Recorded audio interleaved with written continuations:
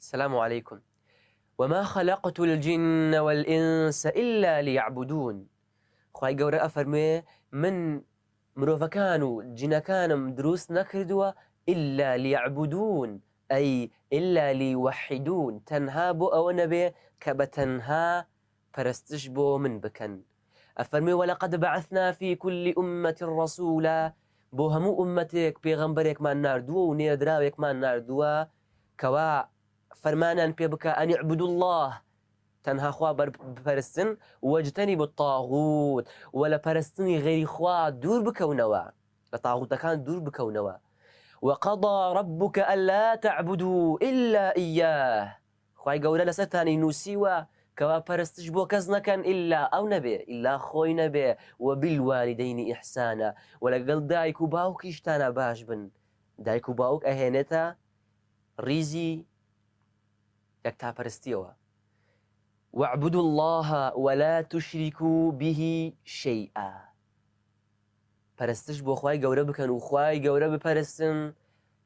ولا تشركوا به شيئا، هيت هاو بششي بو بريار مدن.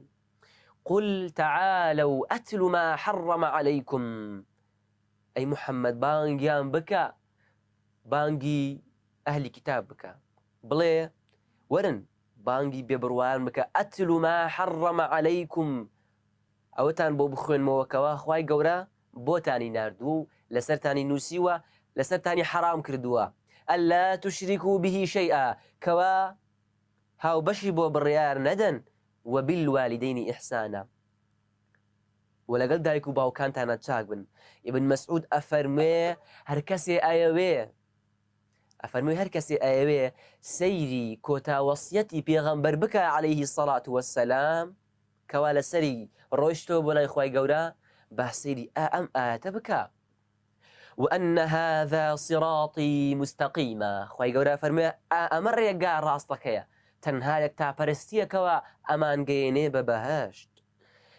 لمعاذ كري جبل وهاتوا أفرمي كنت رديف النبي صلى الله عليه وسلم، كنت رديف النبي صلى الله عليه وسلم أفرمي من روجيك لبشت بيغمبر وبوم عليه الصلاة والسلام على حمار لسر قدريشك.